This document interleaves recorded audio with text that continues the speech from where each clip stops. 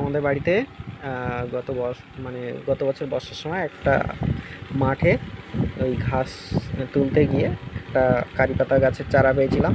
তো সেই কারি পাতা গাছটা এবছর একটু বড় হয়েছে, দেখাবো পরে। কিন্তু সেই গাছ থেকে কিছুটা পাতা তুলেছি। তো আজকে চানাচুরের সাথে এইগুলো ভাজা করে খাওয়া হবে। দেখা যাক কেমন লাগে টেস্ট। ঠিক আছে, দেখাবো। একটু মা এখন ওই এই এই পোকা কোথা থেকে আসলো, হাট! মা এখন ঘাটে গেছে। তো ঘাট থেকে ফিরে আসলেই এই কারি পাতাগুলো আবার ভালো করে ধুয়ে একটু মুছে নিয়ে বা একটু শুকিয়ে নিয়ে তারপরে তেল তেল ছাড়া শুধু ভাজা করে মচমচে হয়ে যাবে যখন, তখন ওইটাকে একটু চেপে হালকা ভেঙে নিয়ে ওই চানাচুরের সাথে মিশিয়ে মুড়ি দিয়ে খেতে হয়। খুব ভালো লাগে ডাল ভাজার সাথে। তারপরে মুগ ডাল ভাজা, মটর ভাজা, এই সমস্তর সঙ্গে কারি পাতা খুবই ভালো লাগে।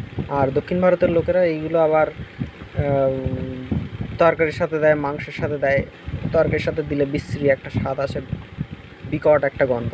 অনেকে সহ্য করতে পারে, অনেকে সহ্য করতে পারে না। আমার তো খুবই বাজে লাগে। তো এখন ভাজা হয়ে গেছে, আমার মা ভেজে দিয়েছে কারি পাতাগুলো। এগুলোকে এরকম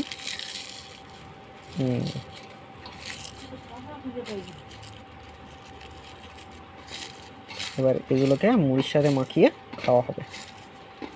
তো মুড়ি কীভাবে মাখানো হচ্ছে বা কিছু এই জাতীয় কিছু আমি দেখাবো না। ঠিক আছে।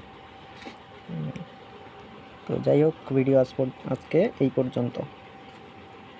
তোমরাও কিন্তু বাড়িতে একটা কারি পাতা গাছ বসাতে পারো।